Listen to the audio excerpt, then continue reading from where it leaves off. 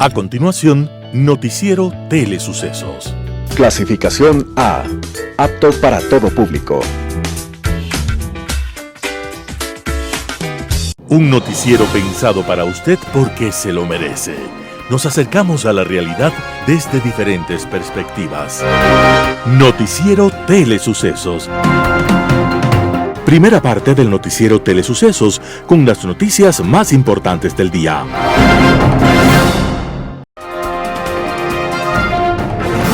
Un día como hoy. En una noche de teatro en París, se presentaba una obra en la que el personaje creía sufrir de todos los males. En un momento, el actor empezó a sentirse mal y algunos espectadores pensaron que aquello era parte de la actuación. El actor se desplomó. Fue atendido en forma inmediata, pero murió enseguida. La obra se llamaba El enfermo imaginario, pero la muerte había sido real. Y casualmente, el actor era también el autor de la obra. Su nombre era Juan Bautista Poquelin, conocido universalmente como Molière. Molière vestía en el momento de su última actuación un vistoso traje amarillo. Desde entonces, los actores no llevan vestuario de ese color porque lo consideran de mala suerte. Pero más allá de su muerte teñida por la anécdota, a Molière hay que recordarlo como el más grande escritor del teatro francés de su tiempo. Y hay que recordarlo como el gran crítico que puso en su lugar a los hipócritas y santurrones, a los practicantes de la doble moral, en obras clásicas como El avaro o Tartufo, y que le merecieron la persecución clerical de su tiempo. Molière. Él fue el gran autor y gran actor que murió en la presentación de su propia obra. Pero hoy lo recordamos porque había nacido un 15 de enero de 1622. Y sus obras llenas de agudo humor y de crítico talento son inmortales. Las principales noticias del día.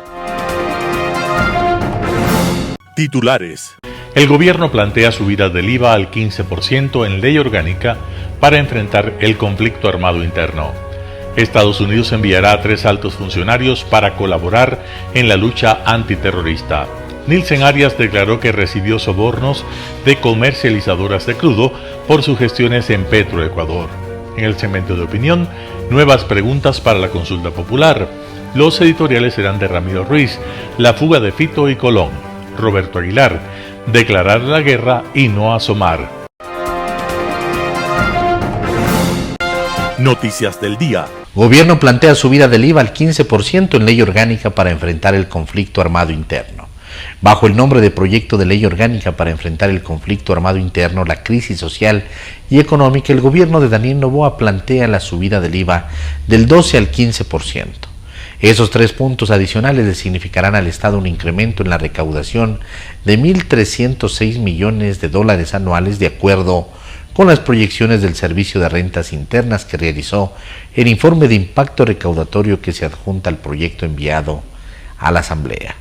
Sin embargo, en vista de que la vigencia de la ley regirá a partir del 1 de marzo del 2024, la recaudación ascendería a $1.071 millones, ingresos que coadyuvarían a reducir el déficit del presupuesto general del Estado para el presente año.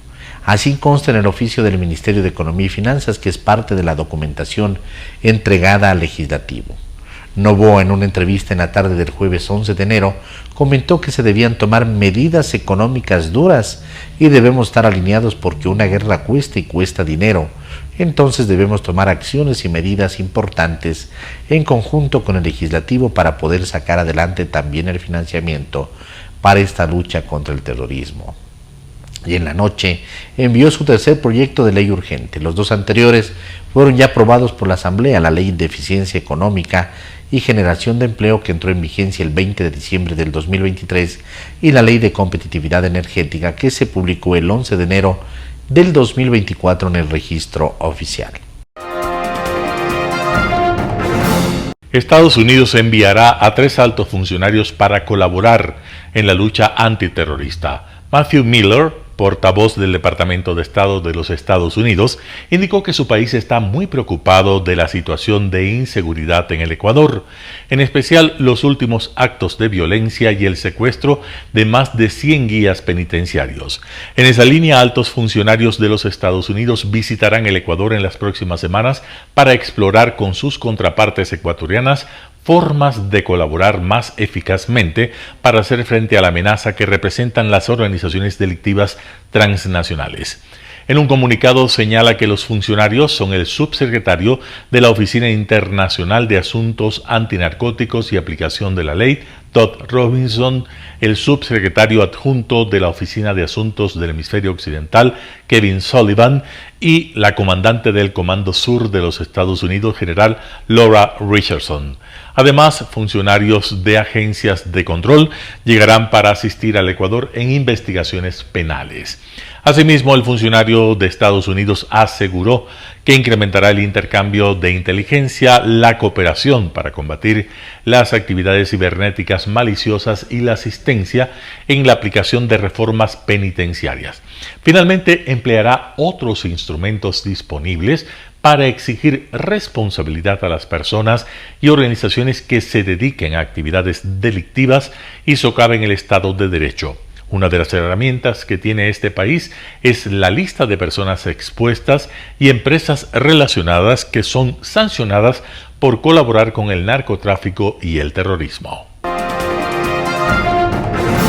Nielsen Arias declaró que recibió sobornos de comercializadoras de crudo por sus gestiones en Petroecuador. Nielsen Arias Sandoval, el gerente de comercio internacional de Petroecuador del Correato, declaró ante un gran jurado de Nueva York cómo llegaron a sus manos millones de dólares provenientes de coimas de petroleras internacionales. Entre sus sobornadores nombró a las comercializadoras de crudo Trafigura, Gumbor y Vitol, y a la productora de asfaltos Sargent Marino. Arias hizo esta declaración judicial el viernes pasado en el juicio que se lleva a cabo en contra del ex ejecutivo de la comercializadora Vitol, Javier Aguilar, quien es acusado de haber pagado parte de esas coimas. Él niega su participación en los pagos ilegales, argumentando que fue incriminado por un superior de Vitol, agregó Bloomberg. Además, según la misma agencia de noticias, Arias sostuvo que los sobornos de ciertas empresas se canalizaron a través de los hermanos Antonio y Enrique Pérez y Casa. Lo que más ha llamado la atención de los medios internacionales es que Arias haya incluido en su lista de sobornadores a Trafigura, la mayor operadora petrolera del mundo. Arias también tiene un proceso legal en curso en Estados Unidos. El Departamento de Justicia estadounidense lo acusa de haber recibido sobornos por 17.7 millones de dólares de parte de empresas que se beneficiaron de los negocios que Petroecuador realizó con 3 empresas estatales asiáticas y una del Medio Oriente. Durante la gestión de Arias, Petroecuador entregó contratos de venta a largo plazo a las estatales chinas Petrochina y Unipec, a la tailandesa PetroTailandia y a la omaní Oman Trading International. Arias se declaró culpable en Estados Unidos en enero del 2022, según consta en el sistema judicial estadounidense. Aparte, él está siendo procesado en Ecuador por presunto cohecho. Entrevista del día. En Radio Sucesos estuvo Wilson Merino, concejal del Distrito Metropolitano de Quito, para hablar sobre la situación de la ciudad frente al estado de excepción. Escuchemos qué es lo que opina. Yo creo que hay que convocar al sector productivo, a convocar también a las entidades municipales ejecutoras de la política pública en temas de reactivación económica y pensarnos en unidad qué alternativas podemos plantear en una agenda de reactivación sobre la base de esta emergencia que estamos viviendo, ¿no? Desde el ámbito legislativo, que es lo que me compete, hay ciertas ordenanzas que yo voy a pedir que sean priorizadas, ordenanzas que nosotros estamos trabajando en la Comisión de Desarrollo Económico. Pediré que haya un tratamiento acelerado de estas ordenanzas. La primera tiene que ver con la ordenanza de fomento al empleo, que topa política pasiva y política activa, que de alguna manera también habla sobre el tema del teletrabajo. Y creo que esta ordenanza es muy pertinente en estos momentos, ¿no? Yo pediría al alcalde que esta sea un proyecto de ordenanza priorizada dentro de la agenda legislativa. También hay el proyecto de ordenanza de vecindarios alimentarios saludables, que también pone acento en temas de lucha contra la desnutrición crónica infantil, el tema de alimentación en los barrios a través de estrategias de agricultura urbana participativa, todo lo que tiene que ver con comercio de proximidad. Así que bueno, esa ordenanza también pediré que sea priorizada. Desde la Comisión de Desarrollo Económico vamos a presentar un proyecto de ordenanza que tiene acento en los distritos turísticos, principalmente la Mariscal y el Centro Histórico de Quito, que creo que van a ser estos distritos especiales turísticos que se verán terriblemente afectados a consecuencia de esta para. Y presentaremos ese proyecto de ordenanza. Creo que, como tú muy bien dices, hay que apuntalar el consumo local, la marca ciudad. Vamos a trabajar en aquello. Vamos a ver todo el inventario de servicios que tiene con Quito. Creo que la capacitación y el tema, las herramientas tecnológicas para que haya transaccionalidad a través de la virtualidad tienen que estar a su máxima operación.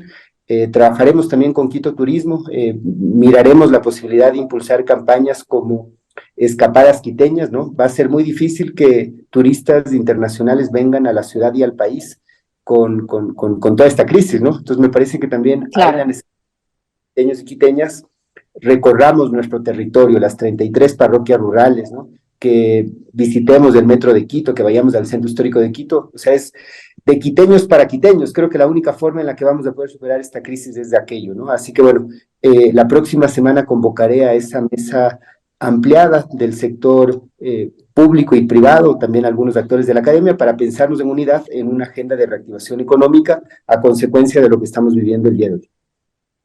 Muy importante, amigos. Son las 7:56, dialogamos con el concejal del Distrito Metropolitano, con Wilson Merino, y estamos hablando, bueno, acerca de posibles soluciones ante esta situación de seguridad y cómo reactivarnos en Quito para que, bueno, no suframos en demasía las consecuencias de todo este conflicto que se está viviendo.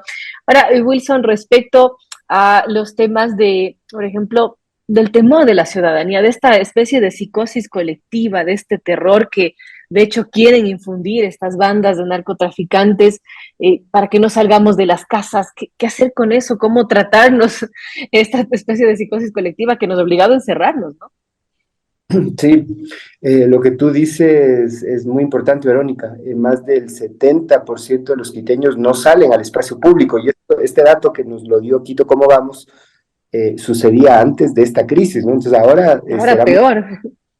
Y quienes menos salen al espacio público son las mujeres, ¿no? Los hombres de alguna manera van al espacio público, a eventos deportivos, ¿no? A las ligas barriales, a los partidos de fútbol, ¿no? Todo eso ahora incluso se ha visto afectado. Creo que hay una posibilidad con el metro, fíjate tú, ahora que tenemos un metro de Quito que es moderno, que es cómodo, que es seguro, ahora que está militarizado, ¿no? Creo que el mensaje es ir acompañando con cautela lo que va sucediendo en el país, pero creo que la próxima semana espero que recuperemos la tranquilidad y que podamos de alguna manera comenzar a encontrarnos en el espacio público, ¿no? Yo creo que este es el momento para dejar el auto particular en casa, este es un momento útil para apuntalar el transporte público, el metro de Quito principalmente, ¿no? También como una medida de seguridad. El otro día la ciudad colapsó, y colapsó por varias razones, pero una de ellas también es que había una cantidad inimaginable de vehículos en las calles, ¿no? Claro, así que, bueno, toda la gente estaba corriendo para sus casas asustados, ¿no? De lo que podía pasar. también hubo ausencia institucional, ¿no? También habrá que decir que tampoco hubieron agentes de tránsito en las calles, ¿no? Entonces, la mezcla de las dos, pero creo que la reflexión es, el metro de Quito es un medio moderno, el metro de Quito es seguro, está militarizado, es cómodo, así que bueno, en la medida en lo que podamos, utilicemos el transporte público. Otra medida es conocer al vecino.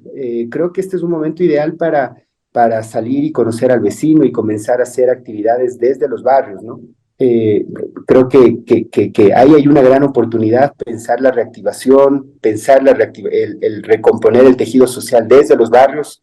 Creo que hay mucho que hacer desde el municipio de Quito, desde la coordinación, desde la Secretaría de Coordinación Territorial y Participación Ciudadana, desde la Secretaría de Seguridad, desde la Secretaría de Cultura, pensarnos en actividades desde los barrios, porque quizás desde el espacio más próximo que me da un poquito más de seguridad, ¿no? Iván Rodríguez, exministro de Energía, en Radio Sucesos habló sobre la aprobación de la Ley de Competitividad Energética. Veamos la nota. El problema del sector eléctrico no solamente es cuestión de una ley apropiada, más allá de que esta ley le da mucho énfasis a la parte de generación. Entonces, lo que quiero comentar es que en el sector eléctrico no solamente hay problemas con generación, hay problemas con la transmisión y hay problemas con la distribución. Además, el problema del sector eléctrico no solamente está en tener una ley apropiada, sino que hay una falta de gestión sobre todas las cosas. Hay una rotación muy alta de funcionarios que significa politización. Hay falta de financiamiento y esta ley no cubre todos los aspectos que le acabo de mencionar.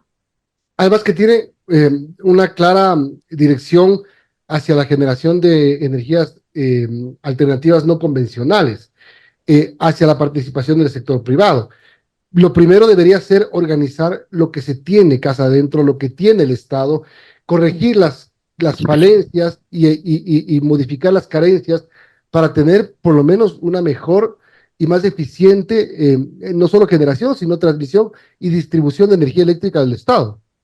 Sí, yo le indicaba, efectivamente, como usted señala, le da mucho énfasis a la generación renovable no convencional. En otras palabras, pues es todas las paneles fotovoltaicos, energía solar, energía eólica, algo hidroeléctrico en menor capacidad, ¿no? Pero yo le doy mucho énfasis a la parte de gestión. Y si usted me permite, déjeme leer un documento que fue entregado a la Asamblea por parte de la Agencia de Regulación. Dice, la fusión de las agencias de energía y del Ministerio Rector debilitó la gestión de regulación y control de los sectores estratégicos del país. Por tanto, es urgente la decisión de las tres agencias de energía. Desde el punto de vista de la agencia, parte del problema es tener una sola agencia para que analice el sector eléctrico, el sector de hidrocarburos y el sector de minas. Existe un decreto y consecuentemente pues el decreto puede ser derogado de la misma manera como se lo hizo. A pesar de que la agencia de regulación considera que parte del problema es tener una sola agencia, sin embargo, en la ley enviada por el Ejecutivo, ni tampoco hacen ninguna acción para derogar esa ley y que haya una agencia solamente encargada del sector eléctrico, que realmente yo estoy de acuerdo. Esa agencia, según la ley, debe ser financiada por los actores del sector eléctrico cuando esa agencia también habla de hidrocarburos y habla de minas. Un tema importante, por ejemplo, en la ley es el tema ambiental, que lo saca del Ministerio del Ambiente y lo pone en la Agencia de Regulación.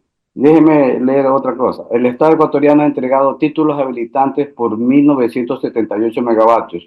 No existe la certeza de la entrada de operación comercial. Esto es absoluta gestión, no es cuestión de ley. Entonces usted puede tener la mejor ley del mundo, que si no hay gestión, estamos caminando sobre el mismo terreno, ¿no? Claro. Existen otros comentarios, por ejemplo, de la cantidad de plantas térmicas que están fuera de operación. Y la ley no trata con mucha fuerza ese tema. O sea, dice que es prioritario darle espacio a todas aquellas centrales que están en construcción en más del 50% y todas las que necesitan mantenimiento, pero no enfoca el problema de una manera fuerte, ¿no? Nosotros tenemos más de 400 megavatios fuera de servicio que tienen más de 50 años en la costa.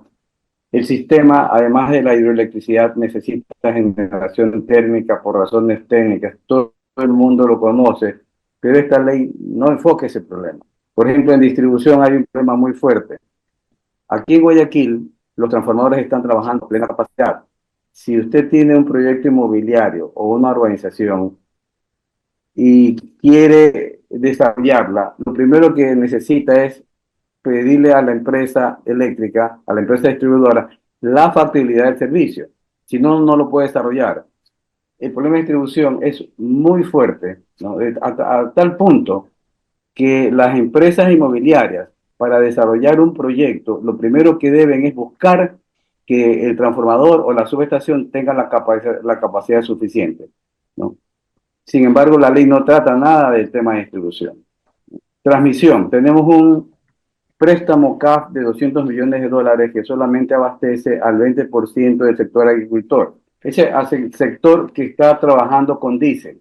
Si nosotros tenemos problemas con el tema del diésel, lo lógico sería tratar de fortalecer y de conseguir préstamos en otras multilaterales para tener líneas de transmisión y que ese sector pueda acceder a la energía. Sin embargo, esta ley no lo trata. Entonces, como le digo, el problema no solamente es generación, el problema es transmisión, que no es adecuadamente tratado, el problema es distribución, que casi no lo menciona, y en lo que respecta a generación, como usted ha señalado, le da mucha énfasis al tema generación fotovoltaica, pero no permite que un grupo pueda invertir en generación hidroeléctrica cuando pasa de 10 megavatios, sobre todo si no está en el plan maestro de electrificación.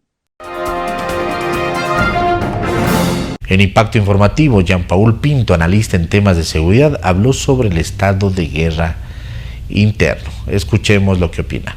Yo diría que todavía es muy pronto para decir eso, ¿no? Mira que los esfuerzos que ha hecho el gobierno son importantes, ha habido capturas, ha habido también neutralización de algunos elementos, pero yo diría que es muy temprano para dar un balance tan positivo en ese sentido, ¿no? Me parece más bien que él sabe y está consciente que más seguro está en la cárcel que afuera. Entonces yo creo que este tipo de pronunciamientos lo que hace es, él seguramente se fugó por alguna razón que desconocemos por el momento, pero él lo que quiere es regresar a un sitio seguro, ¿no? Y el gobierno en ese sentido más bien debió haber contestado. Porque lo quieren matar, eso decía en Sí, el supuestamente mensaje eso fue lo que dijo, pero sabiendo que es un tipo tan poderoso, ¿no es cierto? Entre comillas, con tantos contactos, sería difícil creer eso, ¿no? Pero ahí lo que debió hacerse es que el gobierno debió haberle dicho, ¿sabe qué? Perfecto, te doy las garantías del caso, entrégate, porque es mejor saber dónde está, ¿no es cierto? A no saber dónde está, me parece a mí, porque es un tipo de alto peligro que amenazó a la fiscal. Entonces, yo creo que es una mala idea tenerlo afuera sin saber dónde exactamente puede estar. Entonces, eso por un lado y por otro, como te digo, me parece que todavía es muy temprano para hacer un balance de si realmente están asustados, quieren rendirse, quieren la paz. Me parece que todavía es muy preliminar. Habría que esperar un poquito más, para ver exactamente, porque todavía no han mostrado su poder de fuego. No sabemos exactamente cómo van a reaccionar, qué son capaces de hacer. Nos tuvieron 2 días en vigilia por los temas de los atentados que hicieron, pero seguramente tienen una mayor capacidad de fuego de la que realmente están enseñando. Y yo por eso te diría que me parece muy pronto como para decir que estamos ganando o que se van a rendir, sobre todo cuando el negocio del narcotráfico es tan lucrativo. No creo que sea tan fácil, sinceramente, ¿no? Ahora, precisamente la respuesta del jefe de Estado fue decirle que no, que si es que quiere entregarse, que se entregue, que las bandas terroristas ya no vuelven aquí a poner condiciones, que el Estado es quien tiene que poner condiciones. Ante eso, obviamente Colón seguirá prófugo, pero aquí el tema es de que estos señores ya no están pues procesados por delincuencia organizada ni otro tipo de delito común, si es que cabe el término. Ahora son terroristas.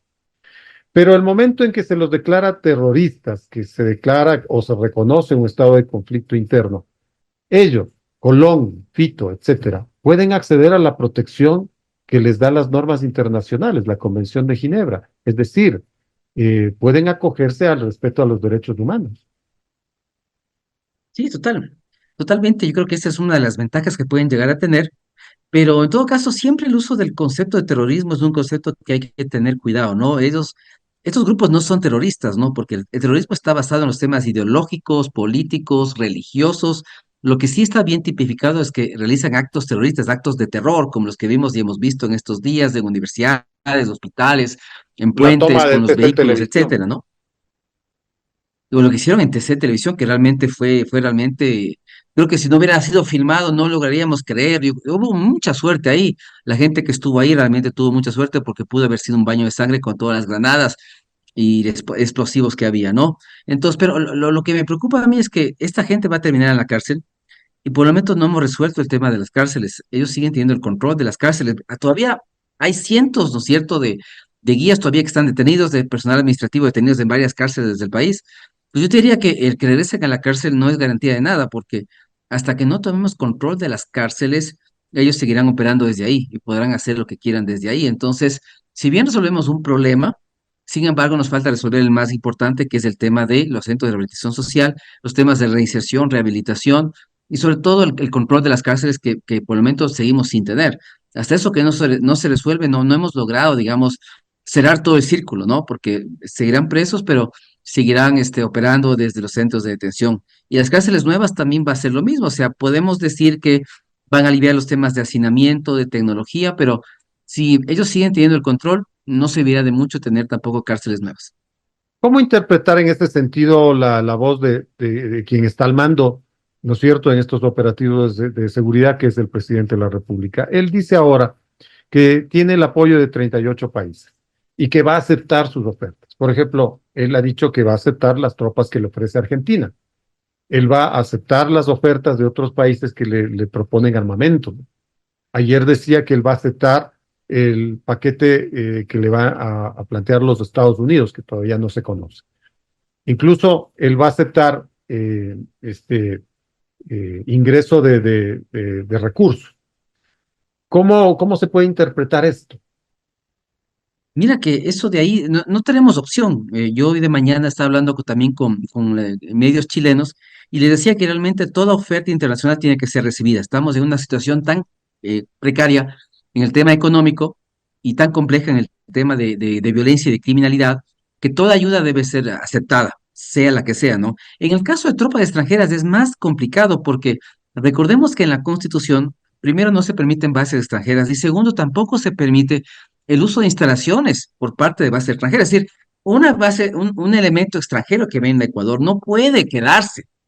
O sea, lo que se me ocurría a mí es que hagan como hacen los americanos, estos preemption attack, estos ataques preventivos como el que hizo Colombia en Angostura. Es decir, llegan, golpean y salen, pero Claro. no pueden quedarse aquí porque la Constitución prohíbe el uso de instalaciones militares u otras con personal extranjero, con tropas extranjeras, y eso estaríamos violando la Constitución. Pero sí lo que se puede hacer es que pueden entrar, golpear y volver a salir. Eso se me ocurre que podría ser una idea interesante en caso de que los americanos, con la tecnología, los satélites que tienen, sepan dónde están los focos de criminalidad, las bases, qué sé yo, de estos grupos criminales y podamos atacar directamente con tropas extranjeras. Se podría hacer, pero como digo, tiene que ser algo muy quirúrgico en el día, que dure un par de minutos y vuelvan a salir otra vez. Un panorama de noticias para su estatura intelectual.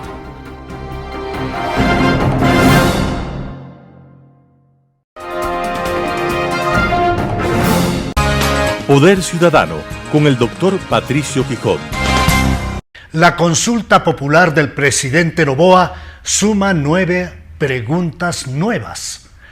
La mayor parte de las 11 preguntas planteadas inicialmente por el presidente Daniel Noboa Sim para el estudio y aprobación previo de la Corte Constitucional no tendrían ningún efecto inmediato positivo para un país como es el caso del Ecuador, sitiado tanto por narcomafias criminales como por la angustia social provocada por una recesión económica, falta de empleo y trabajo y pobreza creciente. Al menos 8 de las 11 preguntas planteadas inicialmente para la consulta popular podrían merecer un tratamiento legislativo, puesto que no constituyen propuestas de modificación de la estructura del Estado, ni mucho menos. En las preguntas 1 y 2, Noboa plantea se autorice la acción y apoyo de las Fuerzas Armadas a la Policía Nacional en la lucha contra la criminalidad dentro del país. Sobre el particular, se hace indispensable recordar que la Asamblea Nacional aprobó una reforma parcial al artículo 158 de la Constitución para que las Fuerzas Armadas puedan brindar su cooperación a la policía en materias de seguridad interna. Asimismo, el artículo 54 de la Ley de Uso Legítimo de la Fuerza regula con claridad el tema que se aspira a consultar, y el artículo 160 del Código Integral Penal COIP tipifica como delito la tenencia ilegal de armas. Sobre las preguntas números 4, 5, 7 y 9, el presidente Noboa tiene la vía abierta para el envío de proyectos de ley a la función legislativa sin necesidad de introducirlas en una consulta popular. Cuando el presidente de la República en sus preguntas 8 y 10 busca la evaluación de funcionarios judiciales, así como la investigación de sus patrimonios, es preciso recordar que la Constitución en su artículo 170 ya lo regula. es a la Contraloría General del Estado a la que corresponde la auditoría de los funcionarios públicos, así lo ordena expresamente la norma del artículo 212 de la Carta Suprema. En lo referido a la pregunta número 10, bastará aplicar la ley de movilidad para implementar, si el caso lo amerita, expulsiones a extranjeros. El presidente de la República, por mandato constitucional y de orden legal, tiene plena capacidad de plantear y enviar a la Asamblea Nacional los proyectos de ley que considere adecuados. En la práctica, el presidente de la República es un colegislador. El Ecuador padece de una enorme escasez de recursos en su caja fiscal. Por ello, el emplear algo más de 60 millones de dólares en una consulta popular plagada de paños tibios que no apunta al corazón del problema que está en la Constitución de Montecristi es a todas luces inconveniente. A más del desperdicio infame de recursos escasos y de tiempo, su mala implementación hace que el mecanismo democrático de la consulta popular sea desgastado. Estas y otras críticas verdaderamente fundamentadas habrían hecho reaccionar positivamente al presidente Noboa, quien ha presentado 9 preguntas adicionales que, sin lugar a dudas, tienen mayor importancia y relevancia que las inicialmente propuestas. La primera hace relación a que se faculte la extradición de delincuentes ecuatorianos, para lo cual se requerirá una enmienda constitucional. La segunda pregunta, que también aspira a una enmienda de la Carta Suprema, apunta a despojar a los delincuentes de los activos de origen ilícito. La tercera pregunta busca erradicar la minería ilegal, revocando concesiones, declarando ciertos territorios de interés nacional. La cuarta pregunta del nuevo pliego busca lograr una modificatoria constitucional y legal que faculte al presidente de la República presentar a la Asamblea proyectos de ley urgentes no referidos únicamente a aspectos económicos. La quinta pregunta del nuevo pliego busca una autorización para que el presidente de la República pueda conceder indultos durante la sustanciación de juicios penales a servidores de la fuerza pública, así como al Cuerpo de Seguridad y Vigilancia Penitenciaria, tema que fractura la esencia de la concesión de indultos que se aplica en favor de personas que han sido sentenciadas.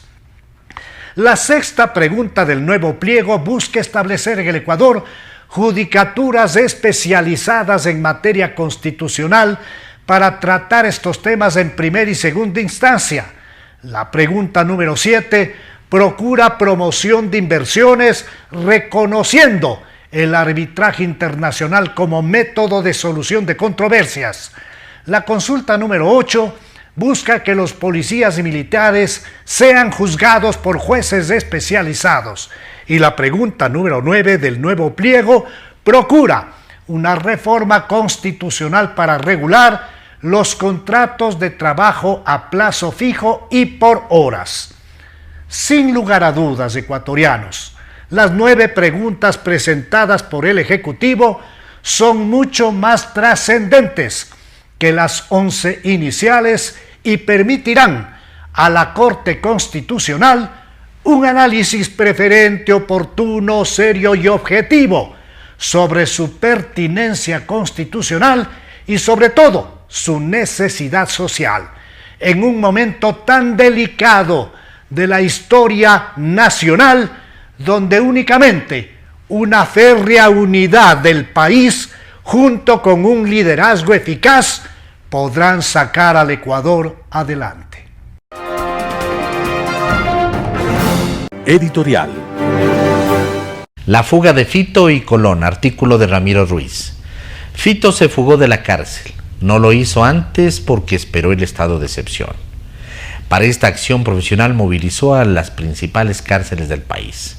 Se propagó el caos en Guayaquil, Quito, Latacunga, Riobamba, Machala, Esmeraldas. Los delincuentes tienen el poder de movilizar a las mafias del país, paralizar el transporte, el comercio, el trabajo, los servicios de salud y educación. Las noticias se publicaron cada día desde el martes negro 9 de enero, Día Nacional por la Dolarización. Muchos presos se subieron con palos a la terraza de las cárceles a destruir las cámaras de seguridad. En las calles, los soldados y los policías miraban como si se tratara de las piruetas del terror. Ese día reventó el terrorismo y se extendió el pánico en todo el territorio.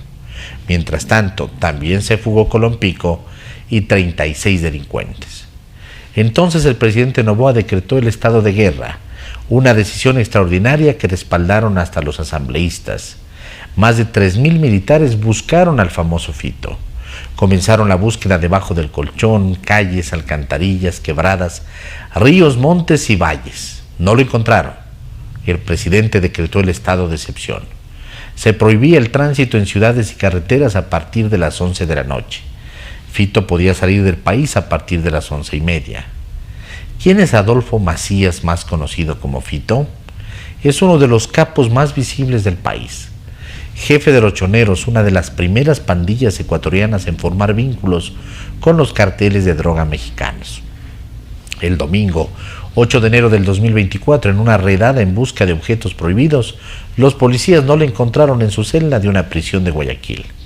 En aquel lugar cumplía una condena de 34 años por tráfico de drogas y otros delitos. En el 2013, Fito había escapado de prisión. Como otros líderes de pandillas en Ecuador, Macías dirigía su empresa criminal desde la cárcel. Algunos expertos en seguridad creen que la cuarta parte de las prisiones del país están controladas por pandillas. El gobierno había ordenado recientemente que a Macías y a otros convictos de alto perfil los trasladen a una prisión de máxima seguridad. El cambio de prisión provocó su escapatoria y desató los disturbios en las prisiones. La guerra entre pandillas comenzó a conmover al Ecuador en los últimos 5 años. Los narcotraficantes extranjeros se unieron a las pandillas como los choneros. El objetivo fue crear una poderosa industria del narcotráfico en todo el país. Se infiltraron en el gobierno, extorsionaron empresas y mataron a cualquier ecuatoriano que intentó enfrentarlos. ¿Por qué movilizan las cárceles? La respuesta es contundente: por la corrupción. La Comisión Interamericana de Derechos Humanos, que visitó el país en el 2021, advirtió al gobierno de ese entonces en un documento: corrupción sin precedentes dentro de las prisiones y que responde al abandono del sistema penitenciario por parte del Estado desde hace años atrás, así como la ausencia de una política criminal integral, han provocado un autogobierno que facilita el control de las cárceles. Lo ejercen los delincuentes. El presidente Noboa prometió tomar medidas enérgicas contra las pandillas y restaurar la seguridad en el Ecuador. Se acabó el tiempo en que los condenados por narcotráfico, sicariato y crimen organizado le dictaban al gobierno qué hacer, dijo el martes 9 de enero en un comunicado de video. Daniel Noboa declaró el martes la existencia de un conflicto armado interno y ordenó a las Fuerzas Armadas neutralizar a 2 decenas de grupos a las que describió como organizaciones terroristas. El caso Metástasis es una radiografía de cómo el narcotráfico se ha tomado las instituciones del Estado para operar con el dinero ilícito desde las instituciones judiciales y políticas y lograr impunidad. En algunos casos sostuvo la fiscal general del Ecuador, Diana Salazar Méndez. Solo con esta penetración del narco en las instituciones del Estado se explican las fugas de sus líderes como la de Adolfo Macías, alias Fito, y de Colón Pico. Para muchos analistas, las propuestas de Noboa son un detonante para las bandas criminales. Artículo de Ramiro Ruiz. Declarar la guerra y no asomar. Roberto Aguilar, El Expreso, martes 9 de enero.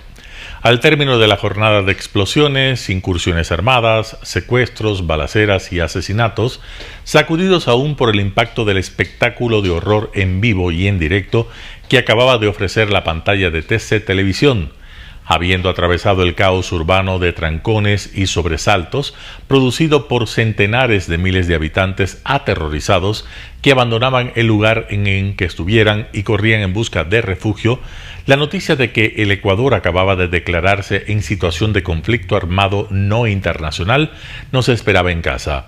Estábamos literalmente en pie de guerra. ¿Puede haber pesadilla mayor que esa? Entre las predecibles y justificadas declaraciones de cajón, más o menos líricas o más o menos sentidas, más o menos patrioteras de que debemos apoyar a nuestro comandante en jefe, la más evidente de las preguntas fue tomando fuerza poco a poco hasta imponerse en la conciencia de todo. Hay que apoyarlo, claro, pero ¿quién dice que no? ¿Pero dónde está? Debe ser uno de los poquísimos casos en la historia del mundo, si es que no el único, de que un presidente de la República declara la guerra y no da la cara. ¿No tuvo nada que decir Daniel Noboa a la población asustada en ese día de terror? ¿Una palabra de tranquilidad? ¿Un mensaje de aliento? ¿No? ¿Ni siquiera alguna indicación logística? ¿Tampoco?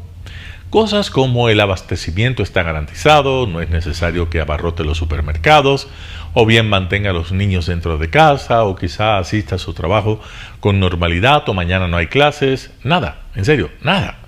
Solo un alto militar, el jefe del Comando Conjunto de las Fuerzas Armadas, Jaime Vela, vestido de camuflaje marcial y solemne, se dirigió a la ciudadanía como quien arengara a sus tropas desde el patio de Carondelet en las primeras horas de la noche. El presente y futuro de la patria están en juego. Estamos actuando con firmeza y contundencia. Esta lucha dará sus triunfos con el apoyo de cada uno de ustedes, despachó martillando cada sílaba. A su derecha y su izquierda, las esperpénticas y mudas figuras de los ministros de Defensa, Giancarlo Lofredo, y del Interior, Mónica Palencia, acentuaban, en lugar de atenuar, nuestro sentimiento de abandono. Diríase que a Lofredo solo le faltaba llevar en la cabeza la funda de papel por la que se le conoce. Parece que, a esa hora, la estaba usando el presidente. Recién al día siguiente, a media mañana, ya para entonces los ciudadanos habían solucionado sus dudas y sus temores como mejor pudieron, apareció el comandante en jefe en el lugar menos esperado, en Radio Canela, junto al exalcalde de Quito, Jorge Yunda. Uno de esos programas que le gustan porque son populacheros y nadie le hace preguntas incómodas, al contrario, son los espacios perfectos para hacer alarde, y esto es, tristemente literal, del tamaño de sus huevos. Tampoco en esta ocasión tuvo nada que decir que revelara su empatía con los temores ciudadanos. Toda su entrevista fue una sucesión de alardes de gallito, despachados con lenguaje de pollito. Y para demostrar que tiene muy claro quién es el enemigo, pidió que se investigue a Teleamazonas por el crimen de haber cubierto en directo la crisis de TC Televisión. Difícil pinta esta guerra. Toca cruzar los dedos para que el comandante en jefe, al que todos apoyamos, quien dice que no, se mantenga callado y solucionar nuestro día a día como mejor se pueda. Roberto Aguilar, El Expreso. Noticias internacionales. Las arañas como aliadas de la ciencia. Esta es una telaraña más un poco... ¿Qué sabemos de las arañas? Quizás solo lo básico, que son animales que se mueven muy rápido, que tienen 8 patas y que es objeto de una de las fobias más comunes. Expertos han identificado más de 50.000 especies de arañas que van desde un tamaño milimétrico hasta tarántulas que pueden llegar a medir 30 centímetros y son capaces de alimentarse de aves y roedores. Pero más allá de sus características físicas, la ciencia estudia el uso de su seda en la medicina regenerativa. Desde hace varios años, países como Alemania han experimentado con los hilos de la tela de araña para reparar el daño de tendones y nervios, además de estudiar su uso en implantes cerebrales, reparaciones óseas y regeneración de cartílagos y piel. Áreas donde actualmente se usa la seda del gusano. Un terreno bastante prometedor. Y particularmente porque sus propiedades biodegradables y que al no ser rechazado por el sistema inmune del paciente la hacen ideal. Pero son otras áreas de investigación las que se llevan los recursos. A pesar de que es muy poco el porcentaje de arañas que son peligrosas para la salud humana, o sea, el porcentaje me atrevería a decir que es menos del 5% de las más de 51.000 arañas descritas. Entonces hay muchos estudios que se han que se han direccionado hacia esto, ¿no? En encontrar cómo funcionan los venenos de las arañas, cómo pueden combatir estos síntomas. Otra área donde el estudio de estos animales cobra gran interés es en el combate del cambio climático. Las arañas conforman la barrera más importante contra las plagas, siendo las principales depredadoras de insectos dañinos para la salud del hombre y las plantaciones en los campos. Los mosquitos son los animales que transmiten más enfermedades a nivel mundial, entonces son un factor importante. Las arañas tienen ese papel ecológico que es controlar la población de insectos en general. Así que, más allá de la repulsión que puedan generar, los científicos afirman que las arañas no persiguen a los humanos. Más bien tienden a huir o a mimetizarse como mecanismo de defensa contra su más grande depredador. Podría decir que algunas personas las consideran feas, que no son muy llamativas en cuanto al ojo humano, entonces pues ahí ya se crea una repulsión, ¿no? Entonces como es algo que, no me gusta, ¿no? Entonces ya empieza ahí los miedos. Miedos a seres que para la ciencia son objeto de fascinación. Un estudio publicado en una revista de investigación biomédica y biológica refiere que la seda de las arañas contiene grandes cantidades de vitamina K y sirve de estimulante del sistema inmunitario. Un punto más a favor de estos animales. Oscar Zulbarán, Voz de América, Panamá. Y eso es los pelitos urticantes de ella.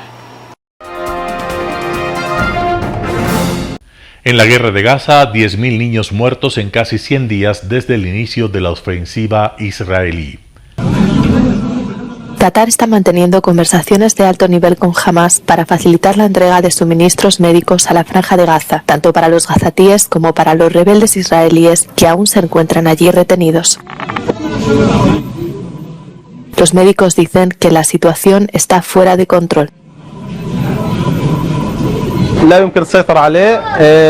نسأل الجميع أي جهة بإمكانها تقديم خدمات طبية لأهلنا في قطاع غزة الإسراع وتقديم الخدمة بشكل عاجل لأن الوضع أصبح كارثي بشكل كبير وأصبح لا يمكن السيطرة عليه. Según el Ministerio de Salud de Gaza, controlado por Hamas, ya hay cerca de 23.500 muertos del lado palestino. La Organización Mundial de la Salud insiste en que cualquier acuerdo para ingresar ayuda será inútil hasta que Israel no detenga sus ataques aéreos y bombardeos. Mientras tanto, Israel busca a Hamas en túneles de Han Yunis, donde considera que podrían estar los rehenes.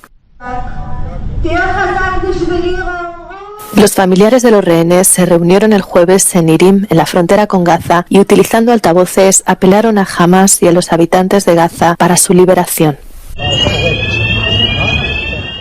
Y Estados Unidos mantiene conversaciones en el Líbano en busca de una manera diplomática de reducir la tensión en la frontera con Israel, que intercambia disparos a diario con Hezbollah.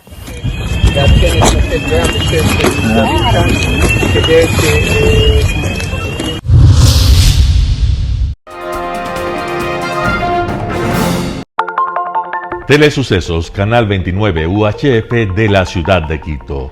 Un canal de televisión abierta, siempre inédito, para una audiencia especial.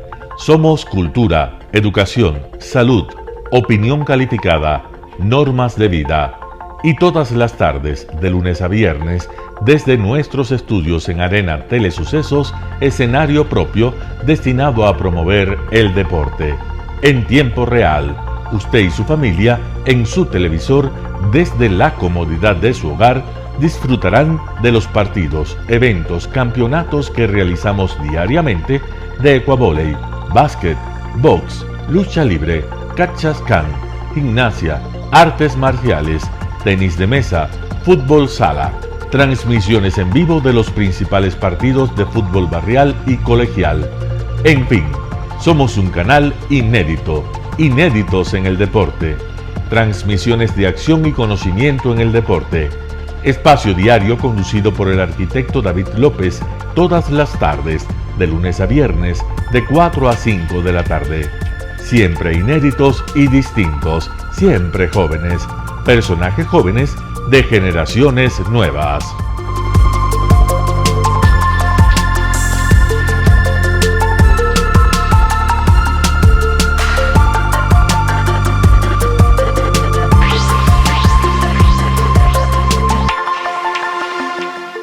El término arena dejó tiempo atrás de ser sinónimo de muerte. Hoy es un espacio de vida, de desarrollo de una de las actividades básicas del comportamiento humano, el deporte, que quizá, como ninguna, moviliza sentimientos y emociones, elimina como principio la violencia, intereses personales, trampas, desunión e intrigas. El deporte, con sus valores, solo deberá entregar mensajes de bien para mejorar las actuales estructuras sociales y políticas en deterioro en las que vive nuestro país.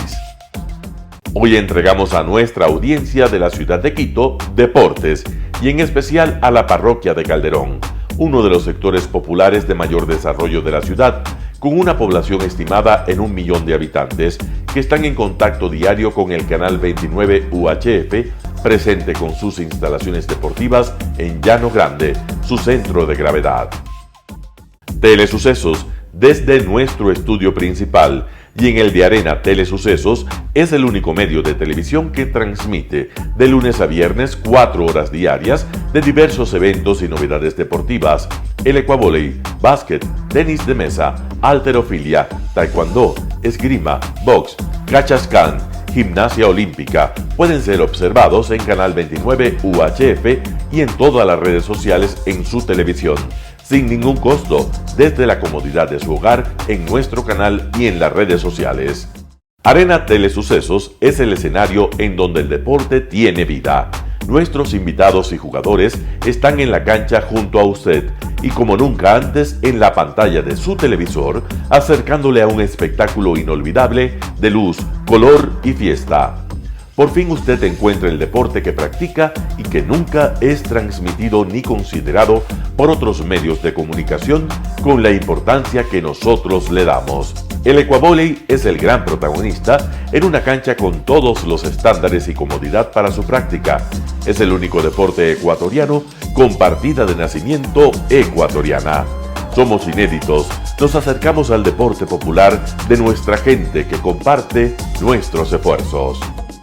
En Arena Telesucesos, aparte del atractivo de los eventos deportivos que transmitimos con nuestra señal a los televisores de su hogar, también entregamos muchos de los valores que encierra el deporte y en especial privilegiamos nuestra identidad nacional en el ecuavóley, jerarquizando su presencia como el deporte con partida de nacimiento en nuestro país.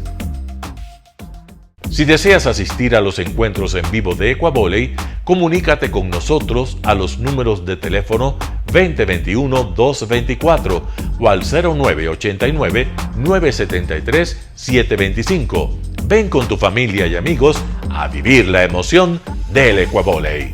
Telesucesos no solo entrega en su programación de deportes un espectáculo, sino que impulsa, privilegia y exige a quienes participan que sean parte de los valores y méritos que el deporte encierra: esfuerzo, superación, perseverancia, respeto, solidaridad, compañerismo, disciplina, puntualidad, sana competencia, honradez en la cancha y fuera de ella.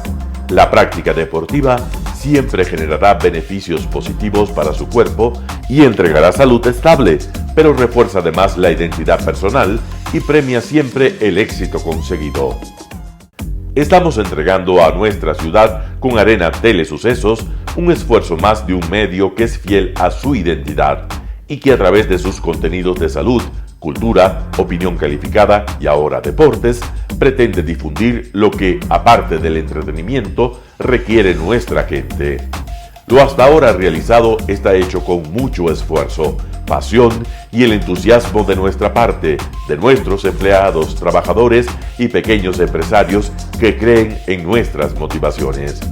Hemos dado los primeros pasos para este proyecto que seguiremos haciéndolo gracias a ustedes. Telesucesos, el canal de televisión siempre inédito. El noticiero Telesucesos es retransmitido de lunes a viernes a las 7 horas por Radio Planeta Sur 106.1 FM de la ciudad de Loja. Noticiero Telesucesos.